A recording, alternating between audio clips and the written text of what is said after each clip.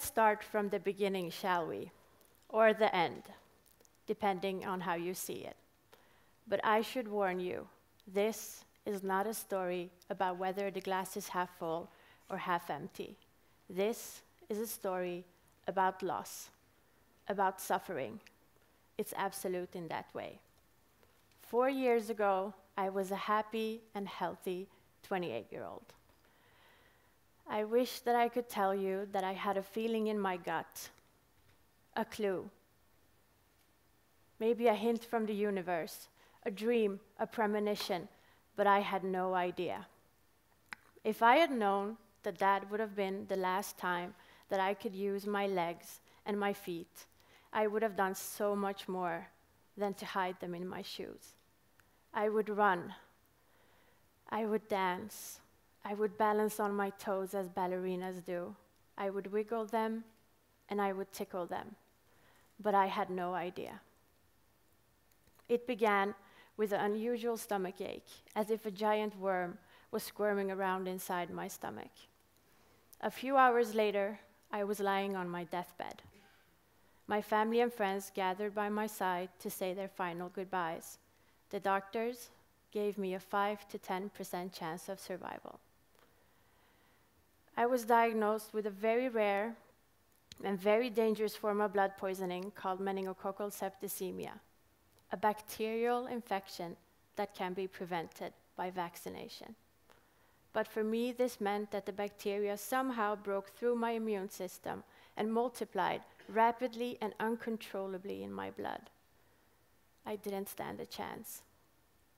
Miraculously, I survived. But the collapse in my circulation affected mainly my arms and my legs. Initially, the doctors believed that they would have to amputate both of my arms as well. But as you could see, they didn't. But they did amputate both of my legs below the knees. I could tell you many stories about loss, about suffering. My story is absolute in that way. I could tell you about the immense pain that I was in, about the 51 times I was operated on. I could tell you about the nightmares and the screams in the middle of the night and the anxiety. I could tell you about the time I tried to commit suicide. Or I could tell you about the numerous times that I woke up and prayed before I felt on my bed sheets slightly below the knees to see if there was anything left. I was always disappointed. But I'm not going to talk about that today. I want to talk to you about the turning point. Because as you know, every great story has that moment, that point of no return where the main character changes forever. But sometimes they need some time to figure it out. For me, it was this precise moment, even though I didn't realize it until 2 years later.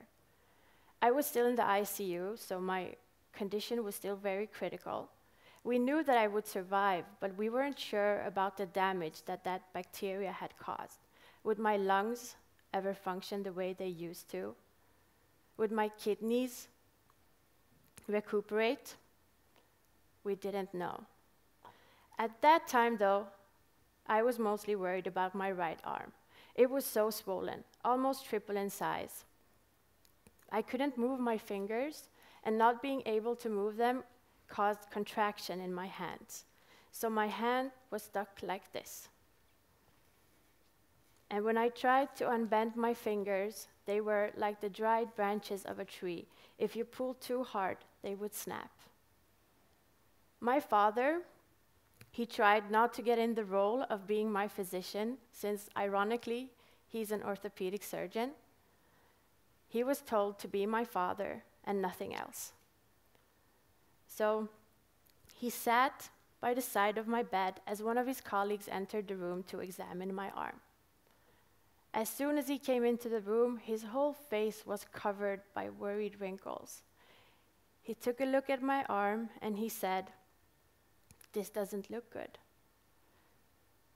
The connective tissue is affected, and then you have these big wounds covering your elbow and your lower arm. Try to move your arm for me. I tried, but nothing happened. In my mind, I was moving my arm, but my body wasn't responding.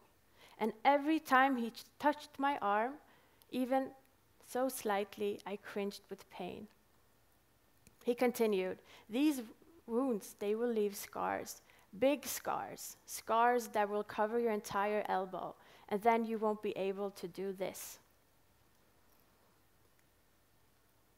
And finally he said, "Are you right-handed?" I said, "Yes." He said, "You need to make your left arm the dominant one, because as I see it, this arm will never regain its function." What? So you mean that I won't be able to do any more biceps curls? No. And your fine motor ability will be affected, like holding a pen or writing on the computer. I couldn't believe the words he was telling me. I was devastated and the tears flooded down my face. And my father, he was just sitting there, silent. He had this secretive smile on his face, and he was nodding like this. So I told him in Farsi, which is my native language, "Dad, can't you hear what he's saying? He's telling me that this arm will never function again. He's telling me that this is useless. Say something. You need to fix this." And while still nodding, my father replied in Farsi, "Nod along and agree with him. He knows nothing. He's a complete idiot." Puzzled, I nodded too. And when the doctor left the room, my father turned to me and he uttered those life-changing words. He said, "Shahrzad, numerous doctors will come into this room telling you their predictions. They will tell you that you will never be the same, that you won't be able to do this or do that. You will look at them, you will smile, and you will nod. But in your mind you will think, he knows nothing. He knows nothing of what I am capable of, because you can do whatever you put your mind into as long as you decide that is what you want. You are so much more than you think."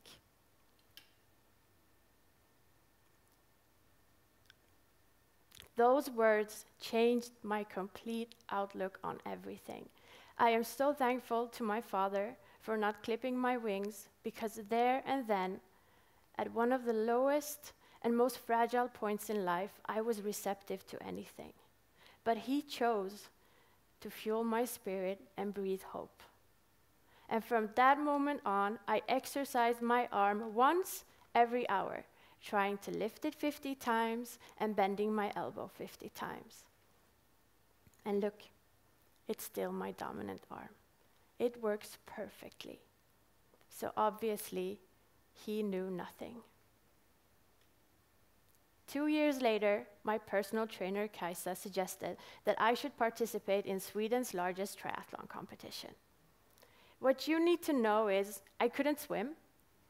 I was terrified of water. I knew nothing about cycling, and I hated running. And to make it even more of a challenge, Kajsa chose the farthest distance. You know, any sane and reasonable person would have backed out from that challenge, but I decided to go. I bet that you can imagine what people told me when they found out that I had 11 months to get ready for an Olympic distance triathlon. 1,500 meter swim, 40-kilometer bike, and 10-kilometer run. Shahrzad, you will embarrass yourself. It's impossible. You won't make it. You will collapse on that course. You need to come to terms with the fact that you are a double amputee and that there are limitations to what you can do. I always replied like this. And in my mind, I thought, you know nothing about me. I'm going to show you how great I am. And I'm not even going to sugarcoat it for you. It was hell. It was a lot of hard work. I pushed my body and my mind to my absolute limit and then some. My prosthetic legs didn't work the way we wanted them to. I was constantly tired and in pain. But I had decided that this is what I wanted. And I learned that what you think is your limit, it's not. And when you think that there is nothing left, there's still a little bit more. 11 months later, contrary to what people told me, I did it. I did, in fact, finish.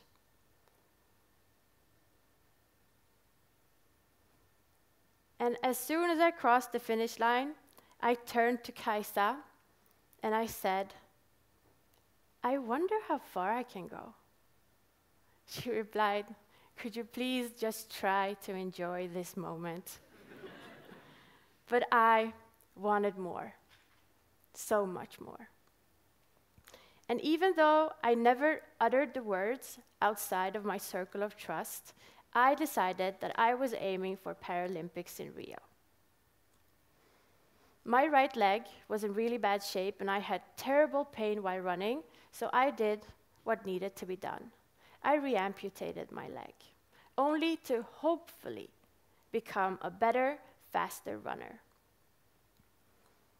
That was a big price to pay, but I was determined. People said that I was gambling with fate. What if it didn't get any better? Or what if it got even worse? As always, I used my magic formula. I nodded and I smiled. And somehow along the way, this became my truth. I started believing. This was no longer a rehearsed answer. It was real. I believed that I could do whatever I wanted to do. I am my own superhero, and anything and everything is possible. When I started competing internationally, my secret became harder to keep. People were asking me, are you aiming for Rio? Aren't you too much of a newcomer? Don't you need more experience? As always, they had no idea who they were talking to.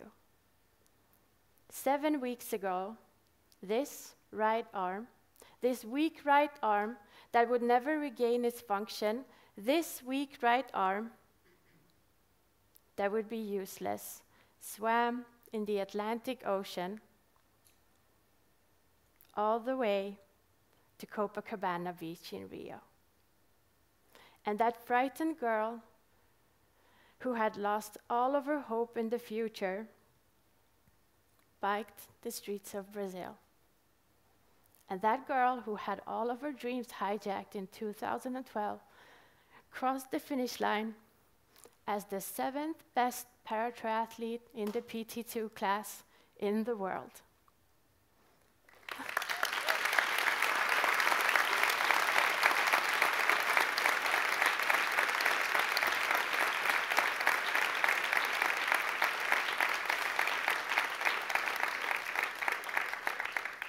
My father was right when he said, he knows nothing.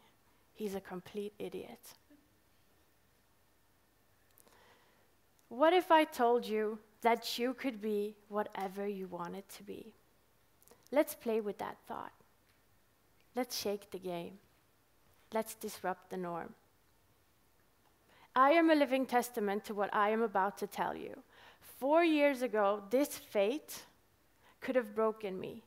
It could have scarred my soul in a way that would be impossible to mend. It's inevitable. I have to quote the Matrix. There is no spoon.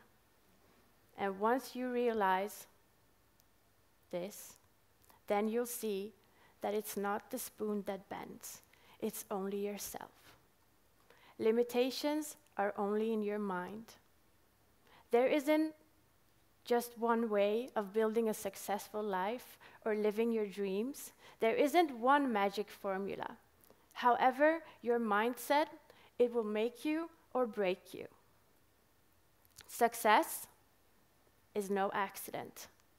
Living your dreams is no accident. You have to do it on purpose. And it starts by knowing exactly what it is that you want, what it is that you want to achieve, knowing why you want to achieve it, knowing the kind of person you need to become in order to make it happen, knowing what kind of superpowers you should channel in order to make it possible, and then programming your mind to do so. Because that is what it truly is, a mindset, an irrepressible mindset that you are your own superhero. Thank you.